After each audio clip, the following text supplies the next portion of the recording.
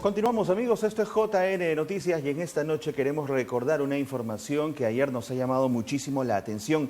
El Papa Emérito Benedicto XVI ha enviado una carta al periodista del periódico Corriere della Sera en Italia, donde ha expresado su alegría y su emoción por la cantidad de documentos o cartas que se han enviado a este periódico preguntando por la salud de Benedicto XVI.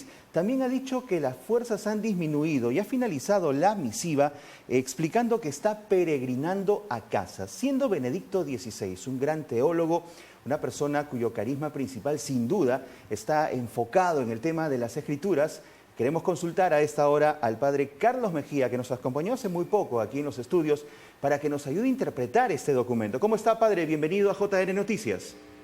¿Cómo está, Ismael? ¿Qué tal? Un saludo para todos ustedes. ¿Cómo debemos interpretar esta carta del Papa Emérito Benedicto XVI?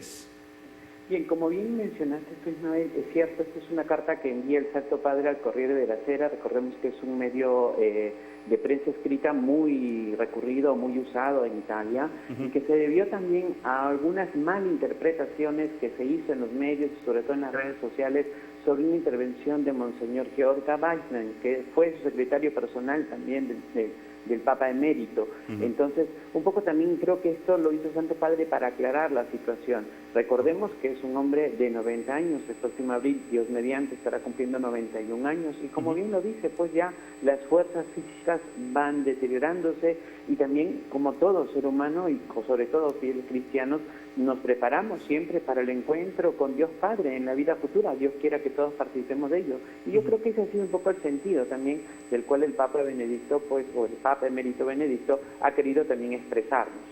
Sin duda los medios seculares han tomado esta información de otra forma, han dicho de que el Papa Emérito está anunciando su muerte. No, en todo caso está preparándose para un paso que es sumamente importante. Desde el punto de vista teológico, padre Carlos Mejía, ¿qué significa prepararse para peregrinar a casa? Claro, obviamente, vuelvo a insistir un poco, porque es un tema que se ha dado a nivel de medios fuertísimo, y como te decía, pues se le ha atribuido a palabras de Monseñor Geoff que no han sido esas las intenciones. Y es verdad, mira, hablando un poco ya desde la fe, todos sabemos desde que nacemos, en algún momento tendremos que regresar a la casa de Dios Padre, y obviamente cada uno con los años que Dios nos haya permitido, nos permita vivir en esta tierra, pues iremos cosechando, iremos recogiendo también esas obras buenas que a lo largo de nuestra vida hemos podido realizar, y es un poco a lo que se refiere el Papa Benedicto. Recordemos que una gran herencia del Papa Benedicto es justamente su visión teológica, ¿no? Especialmente planteado desde su gran obra Jesús de Nazaret, que nos hacía un poco el hincapié el Santo Padre entre Jesús bíblico y el Jesús histórico. Y justamente de ese encuentro con el Señor, de ese regresar al Padre, pues todos lo sabemos, regresamos al Señor no con cosas materiales, regresamos con el Señor con obras buenas, y claro está también pues con todo lo que nosotros en esta vida hemos podido hacer, con todo lo que nosotros también con un corazón arrepentido y contrito pedimos perdón al Señor por todas las fallas, y ese es el camino que, ojo, todo cristiano, todo creyente debe recorrer a lo largo de los años que Dios nos permite en este mundo. Y es como este profesor teólogo que se hizo papa y que siendo papa siguió siendo un profesor, leyó mucho y ha hecho que todos lo leamos, nos está dejando una nueva lección, sin duda que es parte del gran legado de su pontificado.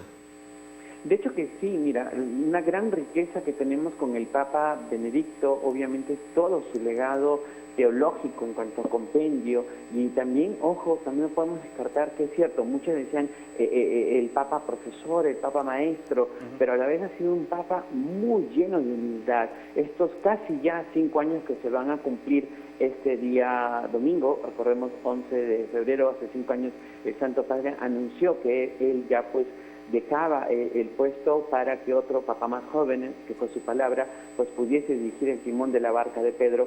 Pues hay una prueba muy grande de humildad, a pesar de un hombre ser muy docto, muy preparado, pues dio ese paso, porque reconoció que había necesidades mayores para la iglesia, que había también un servicio grande, y que él ya pues las fuerzas, las situaciones personales no le acompañaban, y nos dio esa prueba grande de humildad. No perdamos eso de vista. Un gran teólogo, un gran intelectual, pero a la vez un hombre de mucha humildad, de mucha sencillez.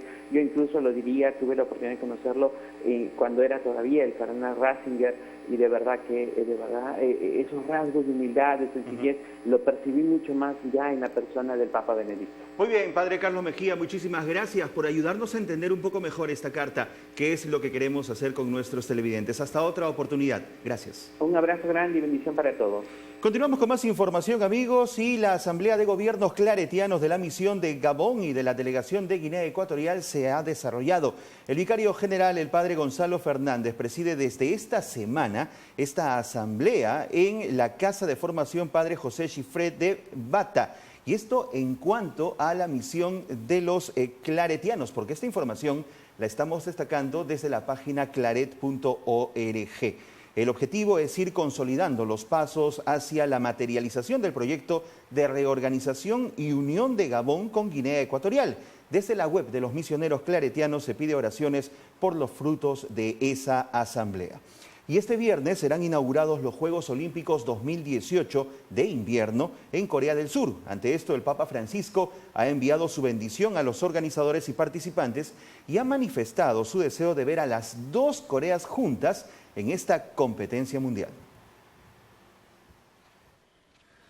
El Papa ha recordado que el viernes se inauguran los Juegos Olímpicos de Invierno en Corea del Sur y ha destacado que las dos Coreas desfilarán bajo la misma bandera. Questo fatto fa sperare in un mondo in cui i conflitti si risolvano pacificamente con il dialogo e nel rispetto reciproco, come anche lo sport insegna a fare. El Papa ha enviado su bendición a los organizadores y a los participantes y ha dicho que espera que los Juegos Olímpicos ayuden a construir la paz. Rinnovo l'impegno della Santa Sede a sostenere ogni utile iniziativa a favore della pace e dell'incontro tra i popoli. Che queste Olimpiadi siano una grande festa dell'amicizia e dello sport. Por primera vez, una delegación oficial del Vaticano ha participado en la reunión del Comité Olímpico Internacional. La preside Melchor Sánchez de Toca y también asistirá a la apertura de los Juegos Olímpicos, aunque por ahora no ha presentado ningún atleta a la competición. Y el presidente de Corea del Norte, Kim Jong-un, celebró hoy el 70 aniversario de la fundación de su ejército con un polémico desfile militar en Pyongyang. Paradójicamente, esto sucede a un día de los Juegos Olímpicos de Invierno que se llevará a cabo en Corea del Sur. Corea del Norte organizó el jueves un desfile militar.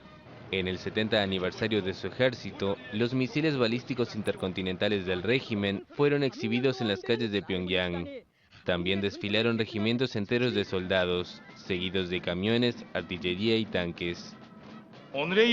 En el desfile de hoy demostramos el poderoso estatus de Corea del Norte, que se ha convertido en una potencia militar de clase mundial.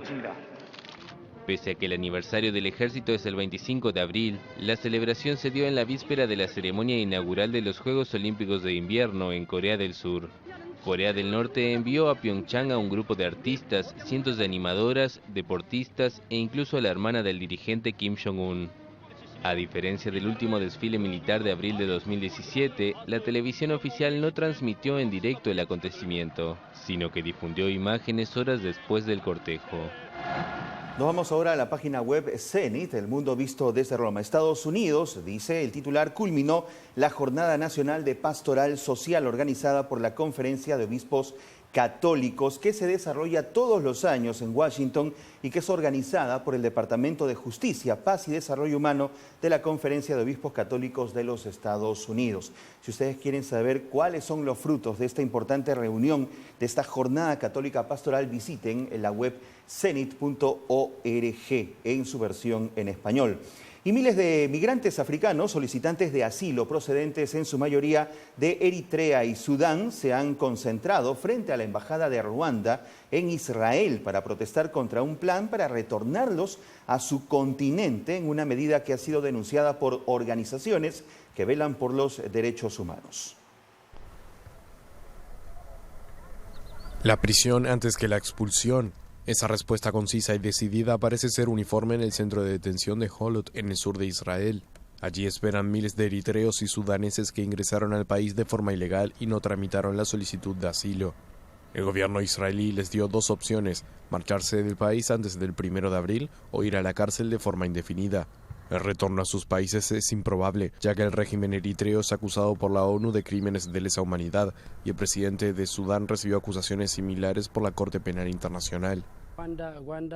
A Ruanda, Uganda u otro tercer país los llamo países donde mi vida está en peligro, países de muerte. ¿Por qué los llamo países de muerte? No quiero disminuirlos porque no conozco esos países, pero sé que me están comprando. Israel me está vendiendo por $5.000 y poniendo mi vida en peligro. Israel les paga el billete de avión y recibirán $3.500 en el aeropuerto en el momento de partir. Aquí en Holoti, en prisión, no estoy siendo asesinado ni violado, por eso me quedaré aquí en Saharonim. El gobierno no reveló cuáles son los países con acuerdo para recibir a quienes sean expulsados, pero las organizaciones de ayuda hablan de Uganda y Ruanda. Y el famoso cantante mexicano José José llegó el miércoles a Estados Unidos y fue trasladado de emergencia a un hospital en Miami. Como se recuerda, el propio artista había hecho público el año pasado que lucha contra el cáncer. El hermetismo comenzó cuando dos ambulancias llegaron a la residencia de Laura, la asistente personal de José José, en la Ciudad de México. Colocaron sábanas blancas para evitar que los medios obtuvieran imágenes de la salida del príncipe de la canción. Una de las ambulancias salió al aeropuerto de Toluca, de donde supuestamente partió el cantante rumbo a Miami en un avión privado acompañado de su hija menor Sarita. La esposa de José José estuvo durante la madrugada esperando la llegada del cantante en un aeropuerto de Miami, pero la preocupación la invadió al no saber nada de su esposo, hasta que recibió noticias de su hija. Digo yo que Dios me la mandó esa sorpresa que mi esposo está aquí para mi cumpleaños, que es mañana. Estas imágenes de un paciente llegando al hospital Jackson Memorial estuvieron circulando toda la mañana, pero la misma Sarita no dio veracidad de que se tratara del príncipe de la canción, aunque sí confirmó el aparente paradero de su esposo. Bueno, eso me testearon, que venía para Jackson, pero bueno, me imagino porque yo soy la esposa. Claro. Y vivo aquí, y a Jackson me queda aquí cerquitita. El hospital Jackson Memorial no ha querido confirmar si en efecto José José está ahí. Durante todo el día, varias fuentes han dado diferentes informaciones sobre el paradero del cantante aquí en Miami e incluso sobre su estado de salud, dándonos a entender que la familia podría estar tratando de despistar a la prensa. Como recordarán, a finales de noviembre José José se sometió a una riesgosa cirugía para extraerle un tumor cancerígeno del páncreas que le fue removido. Y en las últimas semanas estuvo internado en el Instituto Nacional de Nutrición en México, recibiendo alimentación intravenosa para reforzar sus defensas. Tenemos ahora, amigos, el mensaje que el Papa Francisco ha dejado a todos en su cuenta en Twitter y es el siguiente. No podemos permanecer en silencio ante el sufrimiento de millones de personas cuya dignidad está herida. Sigan al Papa Francisco en @pontifex_es, la versión en español en Twitter, y sigan a nuestro canal JN19TV en su página de Facebook. Es todo por hoy, amigos. Gracias por su preferencia. Los invito a seguir en la sintonía de JN19. Nosotros retornamos mañana, si Dios quiere, con más información. Cuídense. Chao.